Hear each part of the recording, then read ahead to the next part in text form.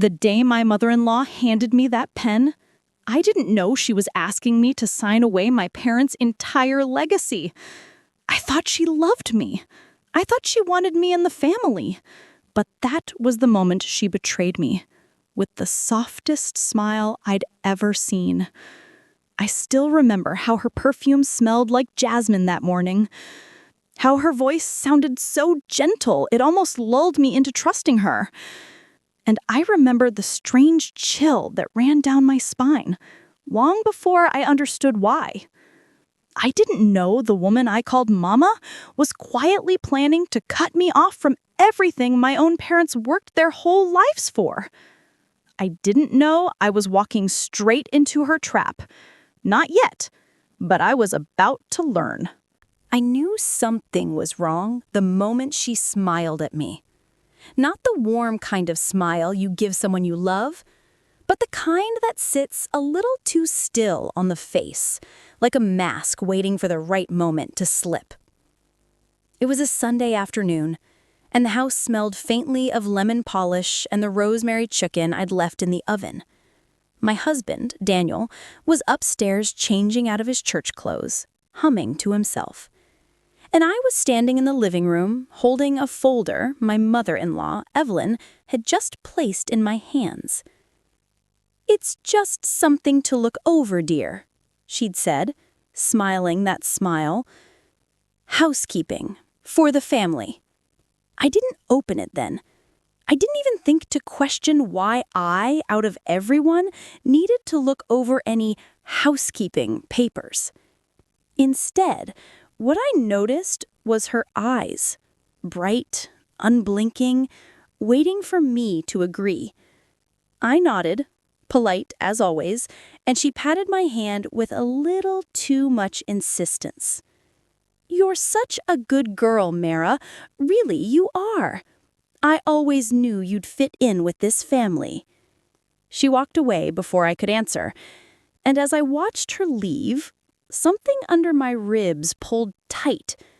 Not pain exactly, but the quiet whisper of a warning. The kind you hear only when the room goes too still. But then Daniel came downstairs, smelling like cedar and cologne, and kissed my forehead.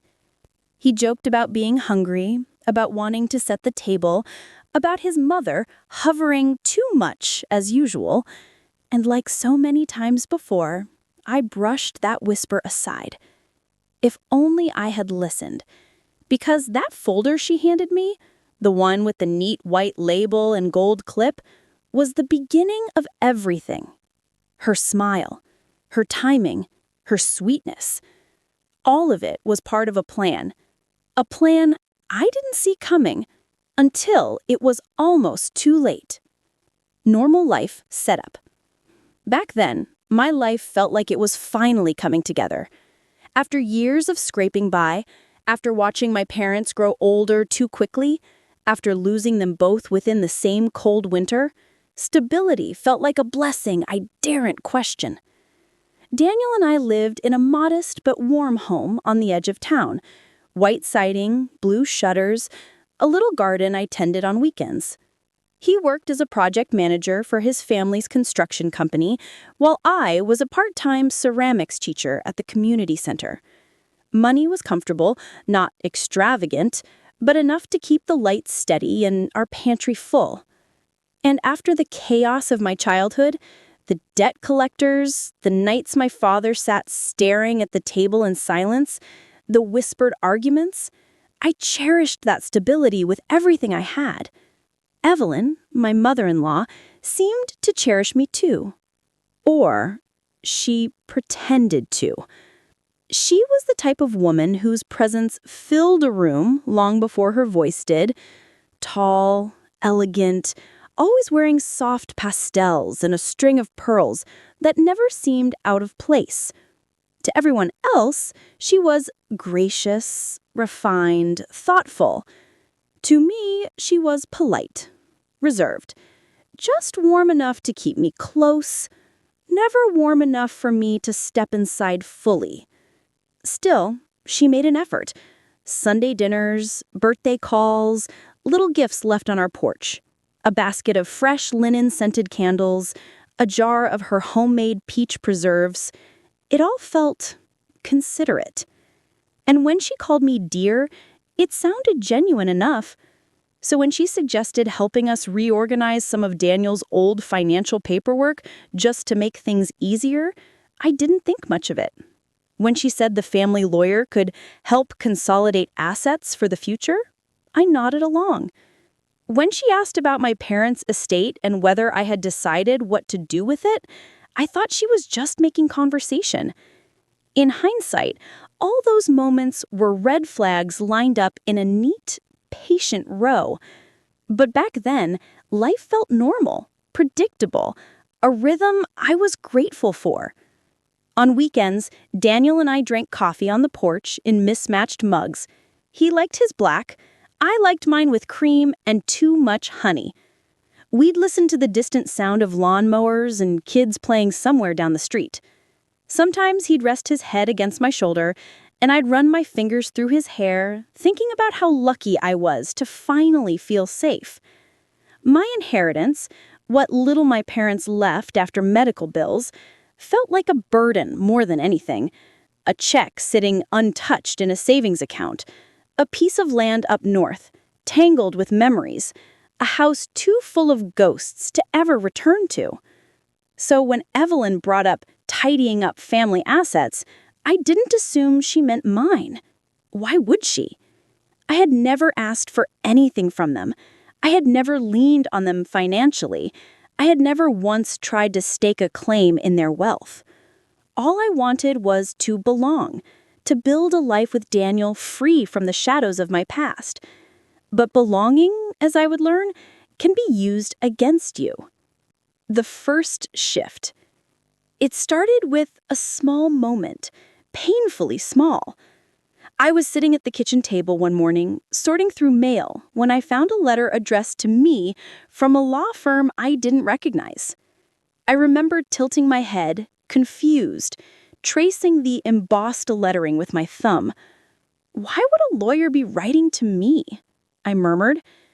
Daniel was frying eggs, humming off-key. He turned down the stove and walked over, brow furrowed. What? No. Why would I do that? His confusion seemed genuine. But when he took the letter from my hands and read it himself, something in his expression flickered. Something like discomfort, there for only a heartbeat, before he smothered it. I'm sure it's a mistake. But he didn't look at me when he said it. And that flicker in his eyes, that tiny hesitation, planted the first seed of suspicion. I didn't know then that my mother-in-law was already several steps into her plan. I didn't know that she'd been carefully cultivating trust, taking mental notes, using every quiet confession I ever made about my past and turning it into strategy. All I knew was that the ground beneath my life had begun to shift, gently, almost imperceptibly, like a rug being tugged from under my feet 1 inch at a time. I didn't bring up the letter again that morning. Maybe I should have. But something in Daniel's posture, the way his shoulders stiffened, the way he kept his focus on the pan even after it was off the heat, told me he wasn't ready to talk. And I didn't want to pry. Not yet. But the thought lingered, sat in my chest like a stone. Every time I went to do something ordinary, fold towels, water my plants, pack my ceramics tools for class, I'd catch a flash of that embossed letter in my mind. Estate transition documents submitted on your behalf. By whom? I tried to focus on work. My ceramics class that afternoon was filled with the usual crowd, retirees who like to create hand-painted mugs, a pair of teenage cousins sculpting lopsided vases, and a single father trying to make a clay figurine for his little girl's birthday. Their laughter and warm conversation normally grounded me. But that day, I kept dropping things. A sponge, a carving tool, a whole slab of clay that slapped loudly onto the floor and made everyone turn. "Everything all right, Mara?" Mrs. Templeton asked gently, her fingers coated in soft blue glaze. "Yes," I smiled too quickly. "Just distracted, I guess." Distracted was an understatement. And things only grew stranger. The first real clue. A few days later, I walked into the living room to find Evelyn sitting comfortably on our couch, flipping through a stack of old photo albums I had been organizing. She hadn't knocked. She hadn't called. She was simply inside. "Evelyn?" I asked, startled. "I didn't hear you come in." She smiled up at me, that same gentle, too perfect smile. "Oh, I let myself in, dear. You really should hide your spare key better. Anyone could grab it." My heart stuttered. We kept that spare key under a ceramic frog planter on the back porch. Only Daniel and I knew about it. I walked closer, trying to keep my voice steady. "I didn't realize you were coming over." She said, I needed to drop off some papers for Daniel," she said airily, waving a manicured hand toward his office door. "And I saw the photo albums, so I thought I'd take a look. I never got to see many pictures of your parents." There was nothing wrong with the words themselves, but there was something deeply wrong with the way she said them. Soft, measured, like each syllable was chosen, placed. She turned a page and pointed to a picture. Me sitting on my father's shoulders at age 7, sunlight in my hair. "You must miss them," she murmured. It should have sounded sympathetic. It made my skin crawl. "Yes," I said simply, taking a careful breath. "I do." She closed the album and looked at me.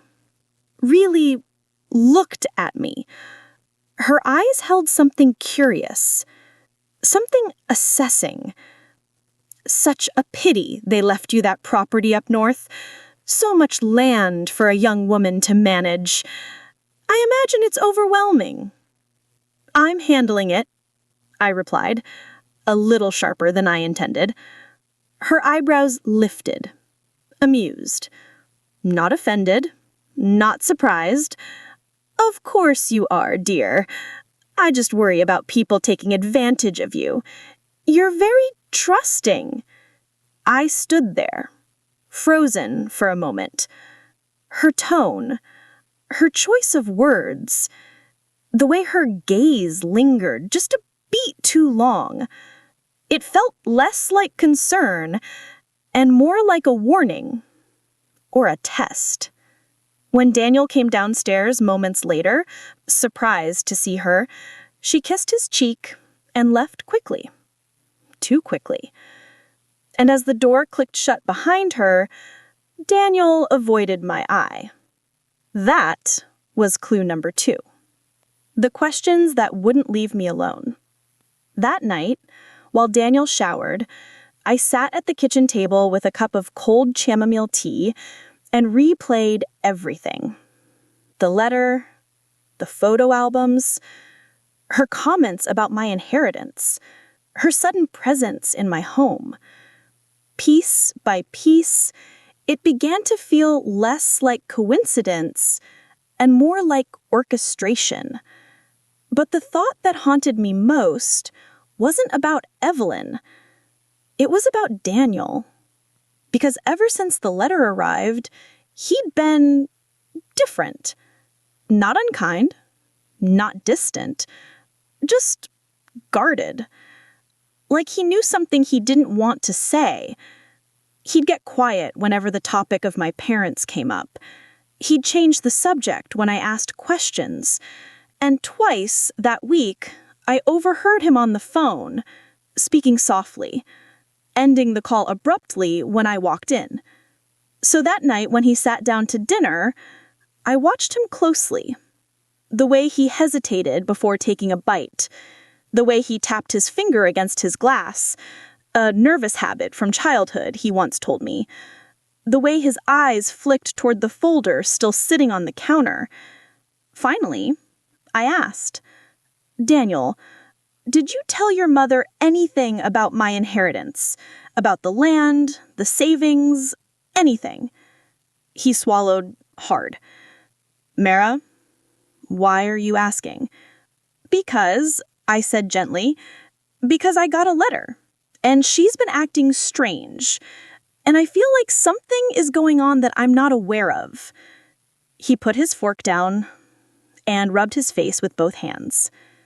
"Mara, I didn't mean for this to get complicated." My chest tightened. "What didn't you mean to get complicated?" He leaned back in his chair, exhaling slowly. "Mom thinks it would be best for us to consolidate everything. Our assets, yours, mine, the family's. It's just a legal thing, a safety thing." "A safety thing?" I repeated. "Yes. Daniel, did you tell her to talk to me about my parents' estate?" He didn't answer. Not right away. The silence between us grew thick, heavy, the kind you can feel pressing on your skin. Finally, he whispered, "She was just trying to help." And that was the moment I knew. That letter hadn't been a mistake.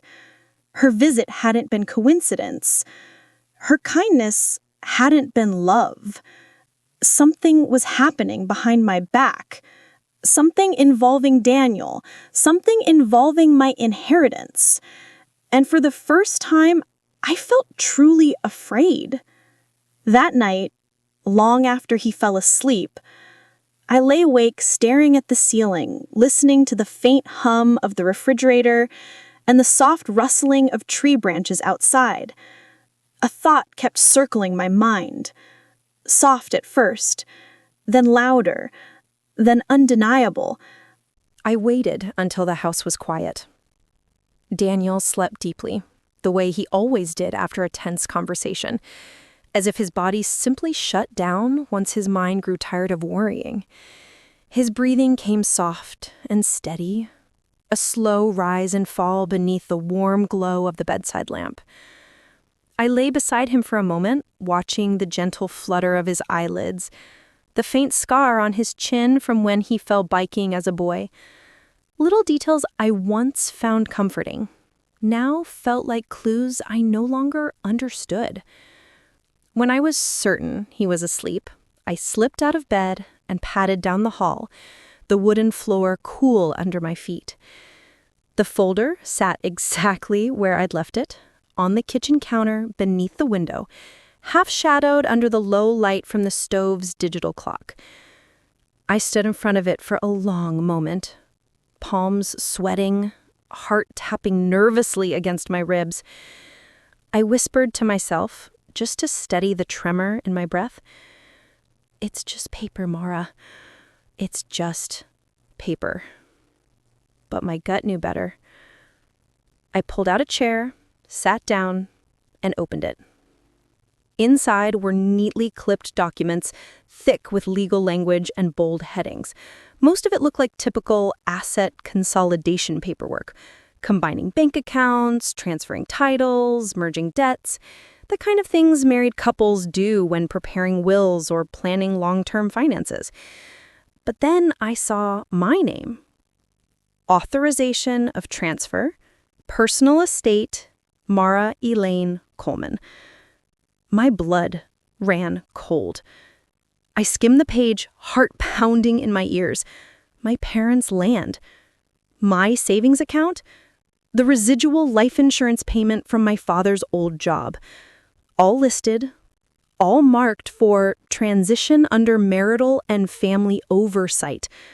Oversight? I felt the air leave my lungs.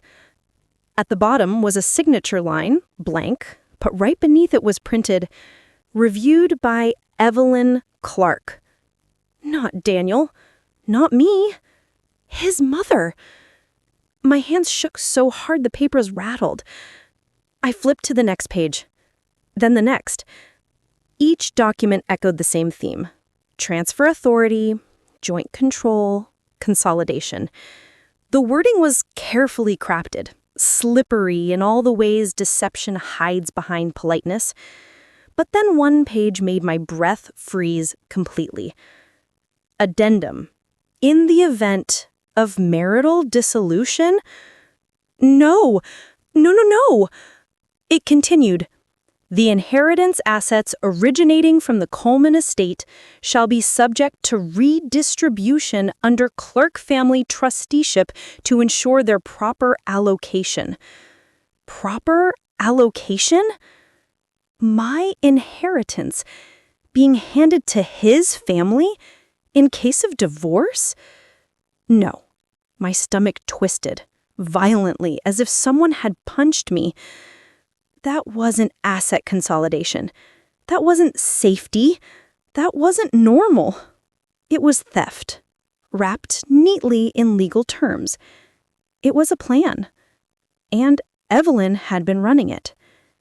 I didn't realize I'd started crying until a warm tear hit the paper, smearing the ink slightly. I wiped my face quickly, shaking my head in disbelief. Why would she do this? Why would Daniel go along with it? I flipped to the very last document, a page with bold, underlined text at the top. Voluntary relinquishment of independent claim. My signature line was completely blank. A date was already filled in. A date 3 days from now. The implication was unmistakable. They planned to get my signature soon. Maybe after another family dinner. Maybe after another one of her innocent conversations, dripping with sugar and false warmth. Maybe she thought I was naive, or lonely, or so desperate for approval that I'd sign anything to keep the peace. But she was wrong. My parents didn't leave me much, but what they left came from years of sacrifice. My father working double shifts at the mill. My mother sewing late into the night for extra income. Every penny was earned with tired bones and quiet dreams. And Evelyn wanted to sweep it into her family's pocket for oversight? I pressed a hand to my mouth, trying to stop the mixture of nausea and rage rising in my chest. I didn't know what to do. Not right away. Not when the betrayal was still fresh and raw and burning. But I knew one thing for certain. I had to talk to Daniel. Not to fight. Not to explode. Just to understand. Because love doesn't vanish overnight, even when trust cracks like porcelain under pressure. I gathered the papers, slipped them back into the folder, and went upstairs. The unraveling. Daniel was still asleep, one arm thrown over his head, lips parted slightly. He looked so peaceful, so familiar, and yet suddenly so far away. I sat on the edge of the bed, folder clutched tightly in my hands. His eyes flickered open slowly, soft but unaware. "Mara, what's wrong?" He mumbled, voice thick with sleep. I didn't speak immediately. I couldn't. My throat felt tight, my chest felt tight, everything felt tight. Finally, I held up the folder. "Did you know about this?"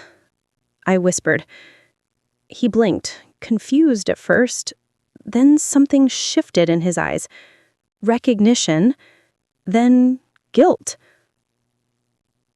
"Mara, listen." "No," I said, my voice trembling. "Just answer. Did you know?" He sat up slowly, running a hand through his hair, and exhaled. "Yes." The room spun. "And You didn't think to tell me? I asked, voice cracking. He said too quickly, I was going to. Mom said, I cut him off. The words burst out of me before I could stop them. Mom said, Daniel, this is my parents' estate, my family history, and you let your mother put my name on documents that would give her control if we ever... Don't say divorce, he said sharply. Why would you even think that? Because it's right there on the paper. I held it up, shaking. He looked away. That hurt more than anything else. Not the documents. Not the deception. But the way he couldn't meet my eyes.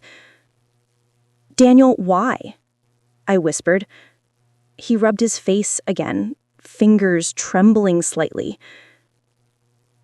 Mom said that mixing everything together would protect us. She said that couples merge assets all the time, that it was normal, that it was responsible. And you believed her? She's my mother. His voice cracked on that last word, and something inside me cracked too.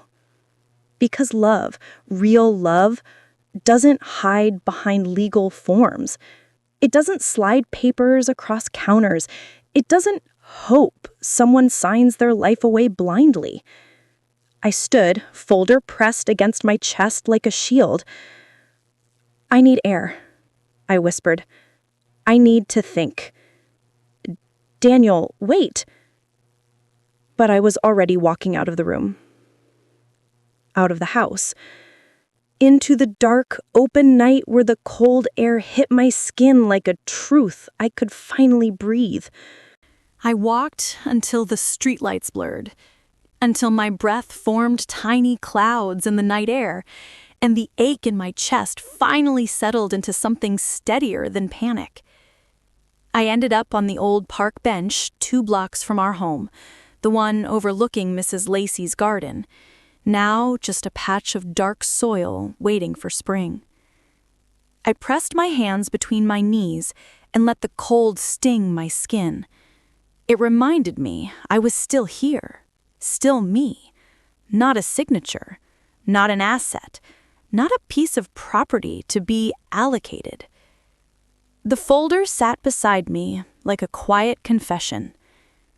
I don't know how long I stayed there, but at some point, the night softened into that deep blue stillness that comes right before dawn. Birds rustled in the hedges, a car hummed in the distance. My mind slowed enough for one thought to rise above all the noise. I needed to know the full truth, directly from her. Not from Daniel's guilt-strained voice, not from neatly printed documents, from Evelyn herself. The woman who had smiled at me on my wedding day and kissed my cheeks so tenderly I almost cried from gratitude. The woman who tucked napkins under my plate on Sunday dinner, saying, "Your family now, dear," like I should have felt honored. Maybe I had been too eager to believe her warmth. Maybe I had mistaken politeness for affection. Either way, the truth needed air, and I was done letting it suffocate in silence. I stood, picked up the folder, and walked. The house with the always warm kitchen. When I reached Evelyn's home, the sky was a pale, washed-out gray. Light seeped through her kitchen curtains. She was awake. She always rose early to make real breakfast, the kind she said modern folks had forgotten how to appreciate. I knocked once, then pushed the door open without waiting, just like she'd always told me to. She was standing at the stove, wearing her faded blue robe, stirring oatmeal gently. The smell of cinnamon and butter filled the air. For a moment, she looked like the same motherly figure I'd trusted. Then she saw the folder in my hand, and her entire face changed. Not a lot, just a small tightening around her mouth, a tiny lift of one eyebrow, but the shift carried the weight of years. "Well," she said quietly, turning off the stove. "I suppose Daniel talked to you." I read it, all of it. She nodded once, as if she'd expected this moment. "As you should," she replied calmly, wiping her hands on a towel. "You're a smart girl. I knew you wouldn't sign anything without understanding."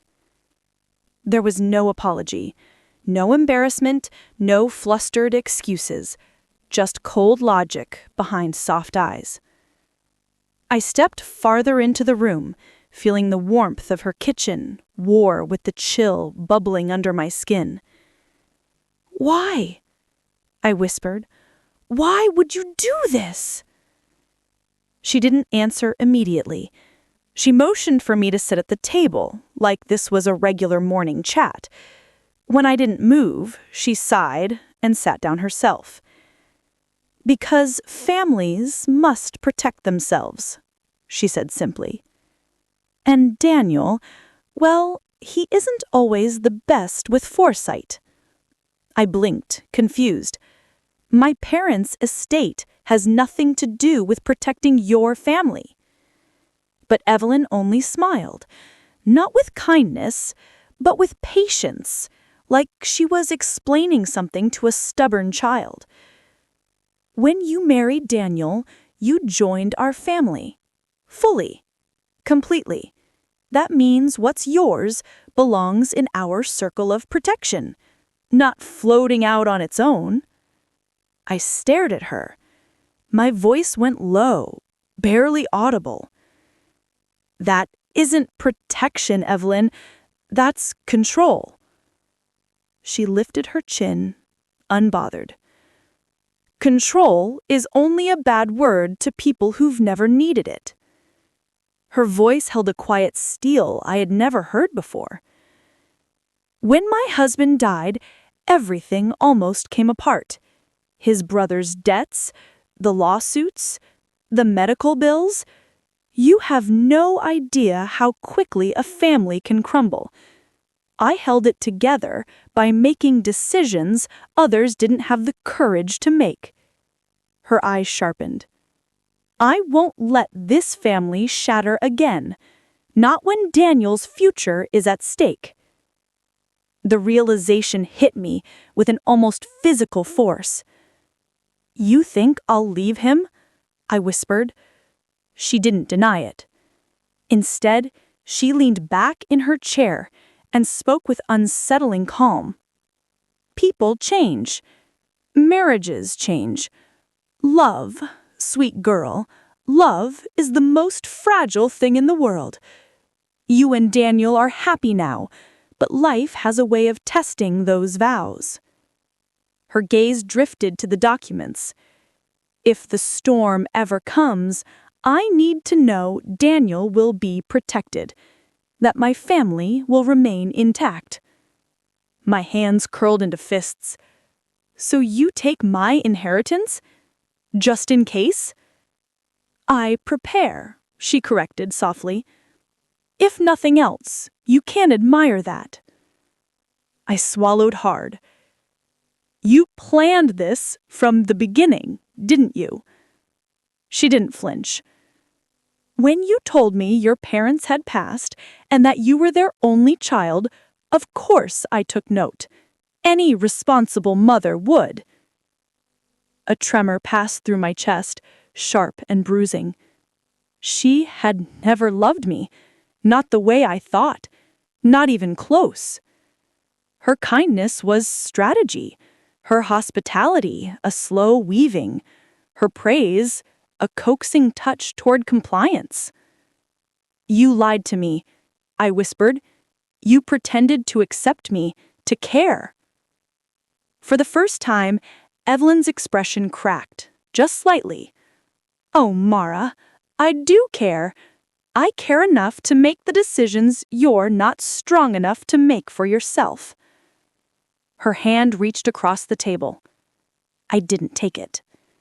Instead, I opened the folder and slid one particular document toward her, the one that spelled out her trusteeship in the event of divorce. "Explain this," I said. Her eyes lowered, then lifted again, cool, steady, unashamed.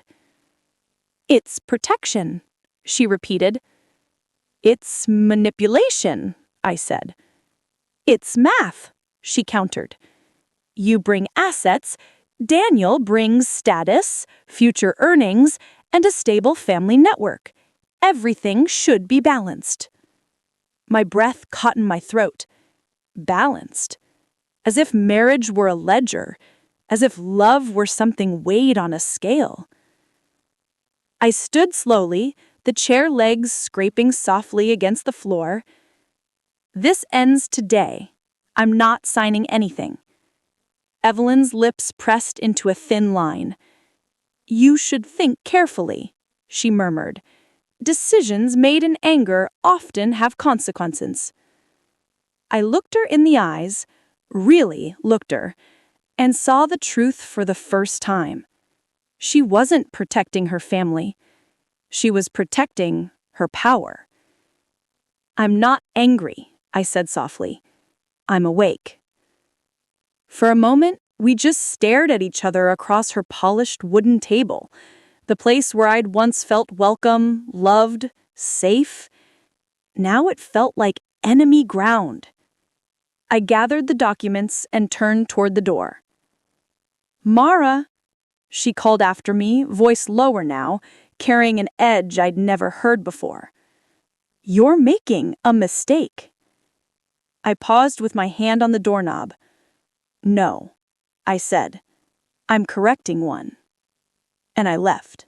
When I stepped outside Evelyn's house, the morning had fully arrived. Children waited at the bus stop. Sprinklers clicked in neat suburban patterns. A man jogged past with his dog trotting beside him. Normal life moved around me, unaware that my entire world had tilted. I walked home in that quiet, half-numb state where your mind works faster than your body. I didn't cry. I didn't shake. I just moved, step by step, each one firmer than the last, because something inside me had shifted. Not broken, shifted. Like a piece of furniture finally pushed into the right corner after years of sitting crooked. By the time our house came into view, I already knew what I needed to do. The house felt different now. When I opened the front door, Daniel was pacing the living room with his hands on his head, his face flooded with relief the second he saw me. "Mara, thank God. Where have you been? I was about to start calling hospitals." "I went to talk to your mother," I said quietly. His expression collapsed. "Oh no, Mara, I didn't think. She wasn't supposed to. God, I'm so sorry." He reached for me, but I walked past him and set the folder on the coffee table. "Sit," I said. Something in my voice must have told him this wasn't a request, because he obeyed immediately. I took a slow breath. "Daniel, I'm only going to say this once. I need the truth, all of it. No more softening things to protect your mother. No more excuses. I want to know how long this plan has existed and what you knew." He stared at his hands for a long moment. When he looked up, his eyes were glassy and ashamed. "It started before we were even engaged," he whispered. A sharp, cold ache sliced through my chest. "And she told me it was irresponsible," he said, "that real marriages require planning, not just feelings. She said if you and I were going to build a future, we needed to make sure both families were aligned." "Aligned," I repeated bitterly. He nodded. "She never said it outright, but I understood what she meant. She wanted to know what you were coming into the marriage with. When she found out about the inheritance, she started pushing this idea that everything should be collected into one financial ecosystem." "Collected," I echoed. I could practically hear Evelyn's voice shaping those words. Soft, controlled, reasonable even, as she carved up other people's lives. "Mara," Daniel said, voice breaking, I tried to push back. I really did. But my mom, she's always been this force. She supported me through everything. She was there when my dad died. She helped me finish school. I thought she just wanted us to be stable. I swear, I didn't think she'd actually manipulate you. I sat down across from him. He looked like a man trying to hold sand in his hands as it slipped through his fingers. Daniel, I said gently, I don't think you wanted to hurt me. He looked up, hope flickering in his eyes. But you did, I added. His shoulders collapsed. And now you're gonna fix it. He blinked. What do you mean? I picked up the folder.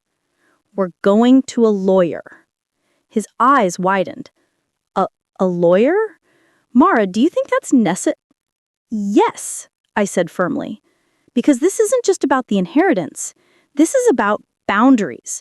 And if we don't set them now, your mother will keep pushing until the day I die.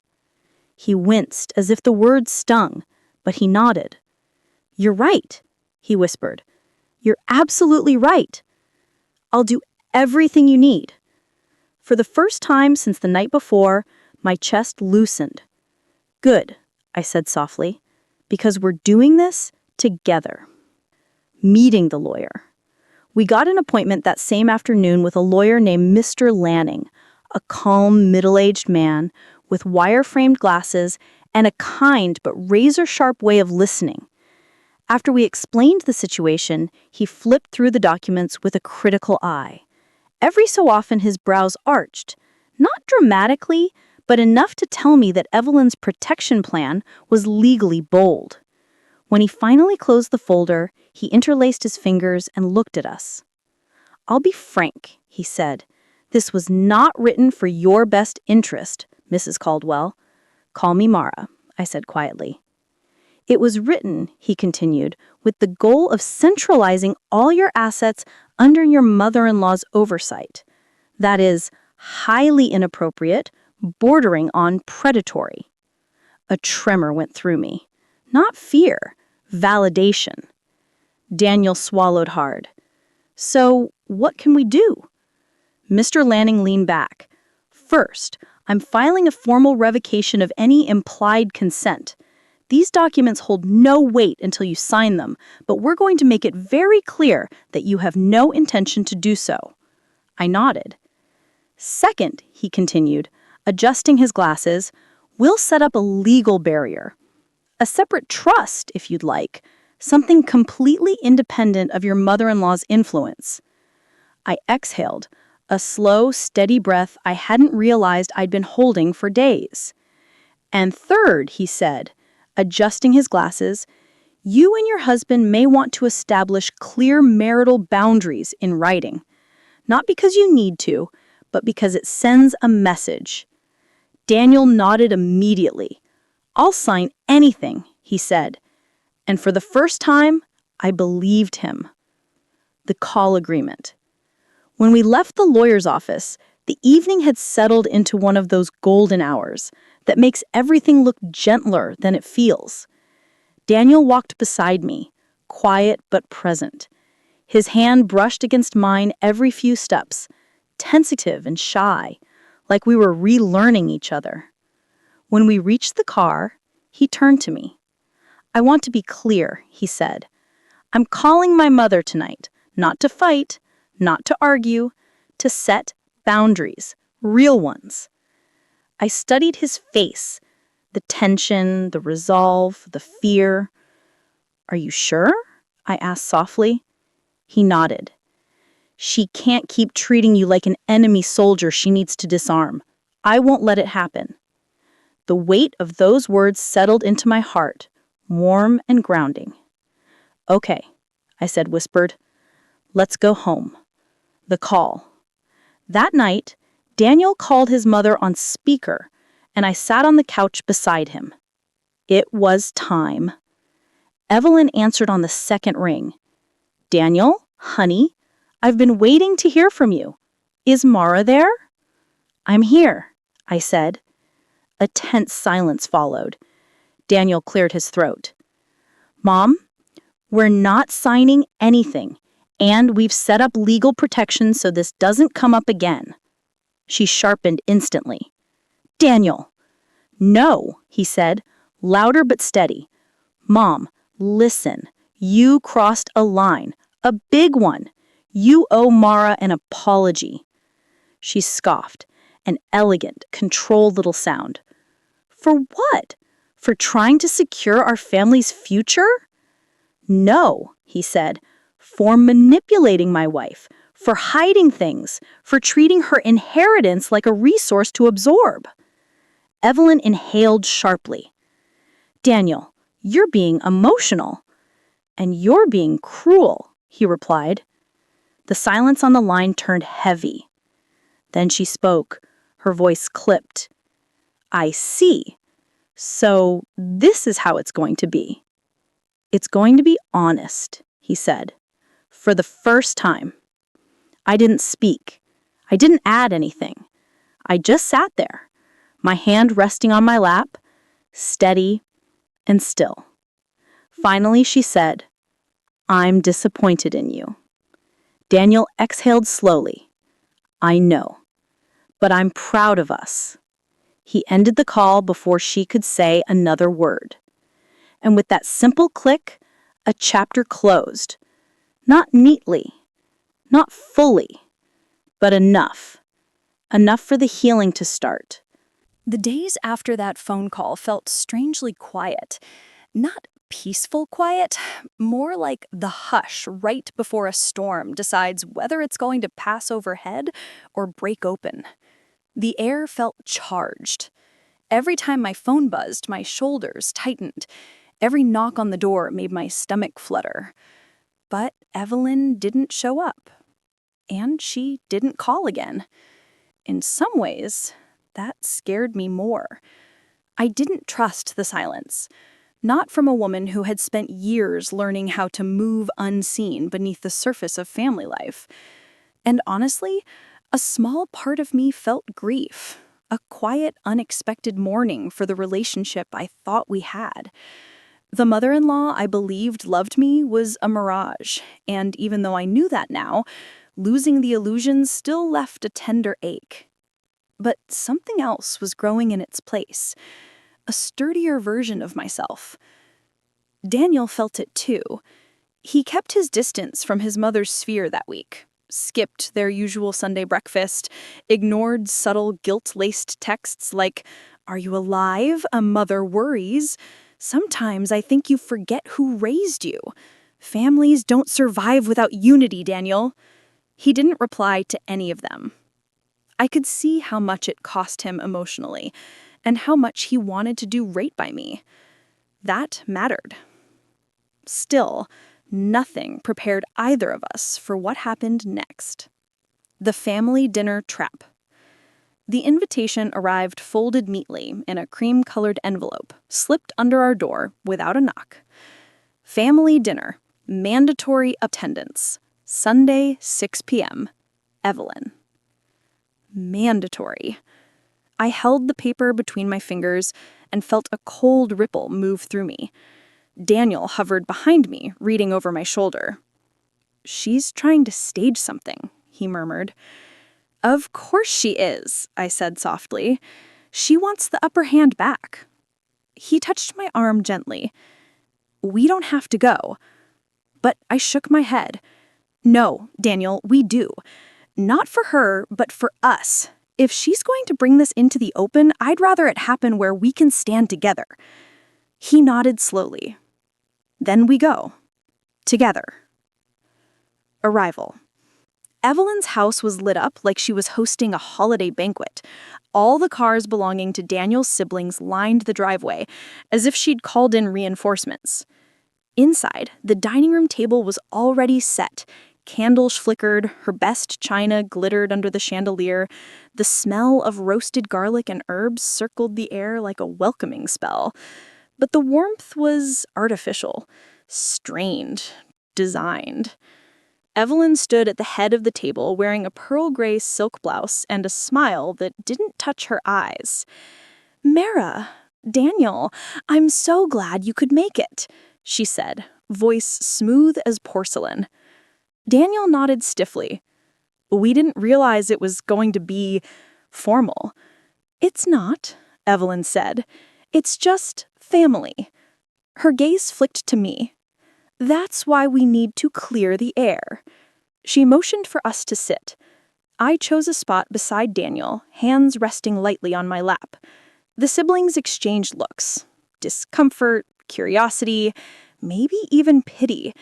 They knew something was wrong, but clearly they only knew her version. Food was passed, plates filled, but no one ate. Finally, Evelyn set down her fork with careful grace. She announced, "I'd like to speak first." Daniel tensed beside me.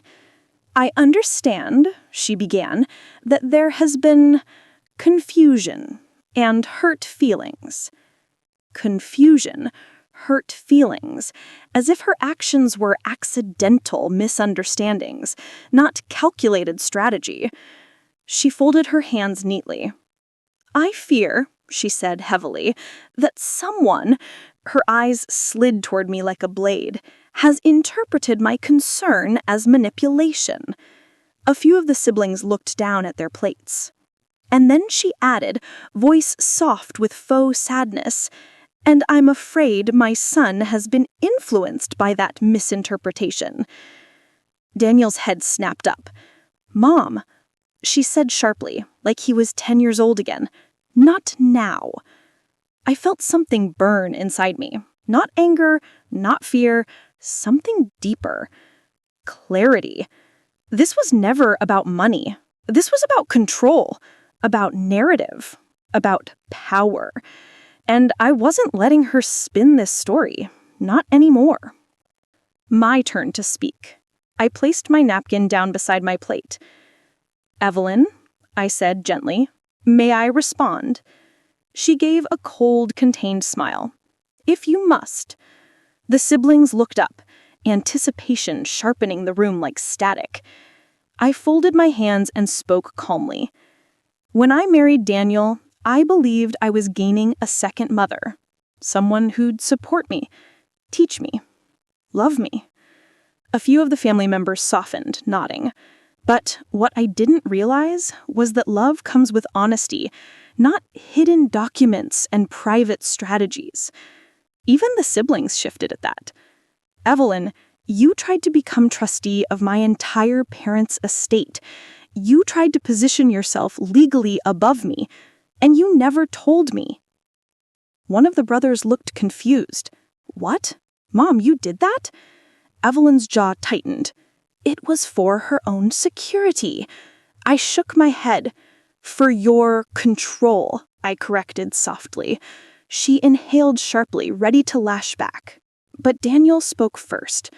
"Mom, stop lying." Gasps fluttered around the table. Daniel's voice was steady, stronger than I had ever heard it. "Everything you did was to keep power in your hands. You weren't protecting me or Mara. You were protecting an empire you built in your head."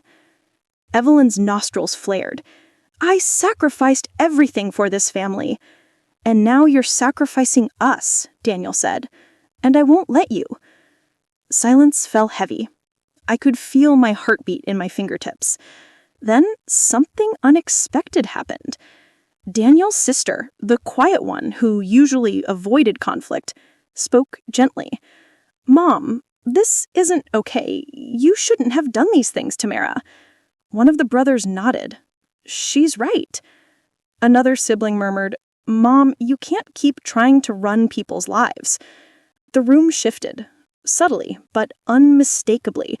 For once, Evelyn didn't have the majority. She had lost the narrative. She looked around the table, eyes narrowing with disbelief, betrayal, fury. Then she stood up abruptly. "I won't be scolded in my own home." "We're not scolding you," Daniel said. "We're telling the truth." Her gaze shot to me like a knife. "You're tearing this family apart." I met her eyes, calm, steady, unbroken. "No," I said. "I'm refusing to be broken apart by it." And for the first time since I'd known her, Evelyn had no response. She simply walked out of the room. The sound of her footsteps faded down the hall, followed by the soft click of her bedroom door. And just like that, the storm broke. But not over me. Over her. For a long moment after Evelyn disappeared down the hallway, no one moved. Forks sat untouched. Candles flickered in small, trembling flames. The air felt thick, like everyone was afraid to exhale too hard and make the whole house shatter. Daniel rubbed his forehead with both hands, breathing slowly through his fingers. His sister, Elena, finally spoke. "I didn't know it was that serious," she murmured, looking at me with soft, apologetic eyes. "I thought Mom was just being Mom." I gave her a gentle smile. "I know. She hides things well." Elena nodded, cheeks reddening. "Still, I'm sorry. You didn't deserve any of that." One of the brothers, Michael, the one who rarely showed emotion beyond mild annoyance, leaned forward. "I'm with Elena. Mom's always been controlling, but this crossed a line." The other brother, Andrew, hesitated.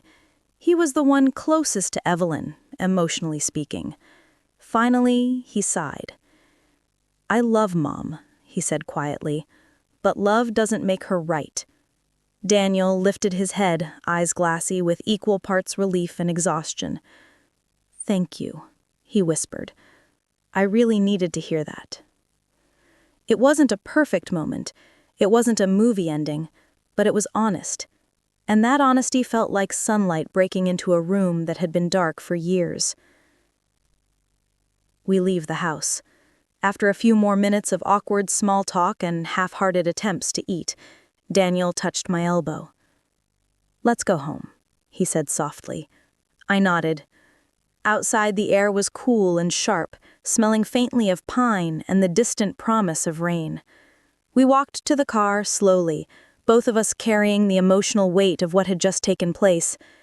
But beneath the heaviness, there was space, breathing room, a sense of forward motion.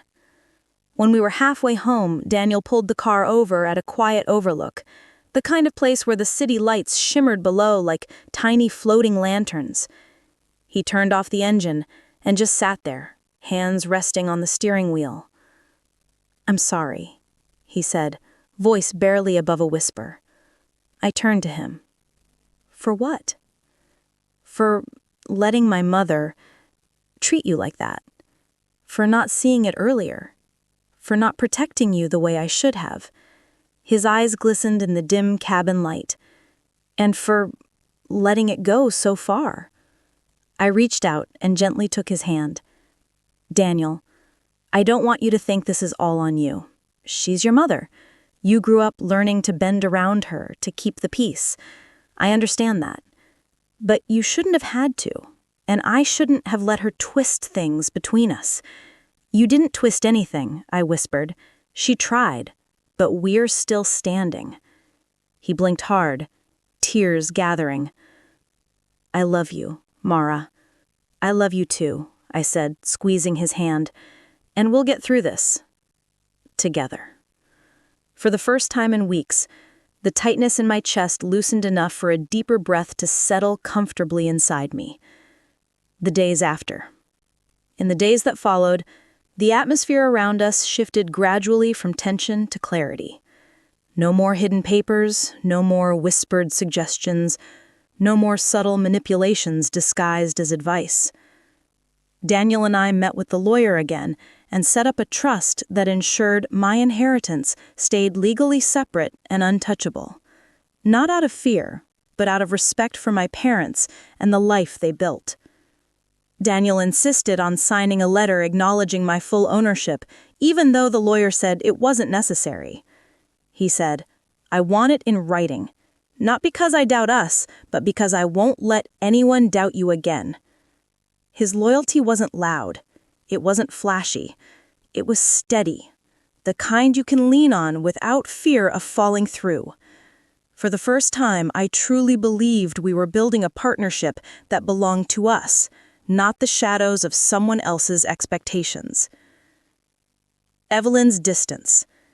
Evelyn didn't call for several weeks. Not a single text, not a reminder about Sunday breakfast, not even a passive-aggressive holiday recipe in case you forgot how to make it properly. Silence. At first, I felt uneasy, waiting for the next move in a game she was no longer allowed to play. But eventually, the silence settled into something more peaceful. Daniel was quieter about it. Sometimes I caught him staring at his phone, thumb hovering over her contact name. "Do you miss her?" I asked once. He hesitated. "I miss the version of her I believed in," he finally said. That I understood all too well. "I don't want you to lose your mother because of me," I told him. "You didn't take her from me," he said gently. "She chose distance the moment she realized control wasn't an option." I didn't have an answer to that, so I just held his hand. An unexpected knock. One Saturday morning, about 2 months after the family dinner, there was a soft knock on our door. When I opened it, Evelyn stood on our porch. Her posture was straight as ever, but her eyes, they were different. Not soft, no, but tired, and maybe something else. Something like humility trying to break through a lifelong shell. "Mara?" she said, voice thinner than I'd ever heard it. "May I speak with you?" I nodded and stepped aside. Daniel hovered in the hallway, muscles taut with worry, but Evelyn raised a hand gently. "Alone," she said. I took a breath. Then I nodded again. We sat at the kitchen table, the same quiet morning lights spilling across the wood grain. Evelyn didn't waste time. "She came to apologize," she said. My heart thudded once hard. She folded her hands and stared at them like she was reading a script etched into her skin. "I was wrong," she said plainly. "I overstepped. I justified it to myself as protection. But it wasn't protection. It was fear." The admission shocked me. "Fear?" I asked softly. She nodded. "When my husband died, I lost more than a partner. I lost control over my world. It made me do things I'm not proud of. I convinced myself that if I controlled enough variables, I'd never lose another piece of my family." She lifted her eyes. "You were never the threat, Mara. My own fear was." A warmth bloomed in my chest, cautious, but real. "I'm not asking for forgiveness," she continued. "Just a chance to earn back a small piece of what I damaged." I sat with her words. The sincerity wasn't perfect, but it was honest in a way she had never been before. Finally, I said, "I appreciate your apology. Truly. And I'm open to rebuilding something. Slowly, respectfully." Evelyn nodded. "I understand." And just like that, not fully healed, not magically fixed, but shifted. We began the long, careful work of meeting in the middle. Not as mother and daughter, not yet, maybe never ever, but as two women trying to break old cycles, trying to build something new, trying to choose better.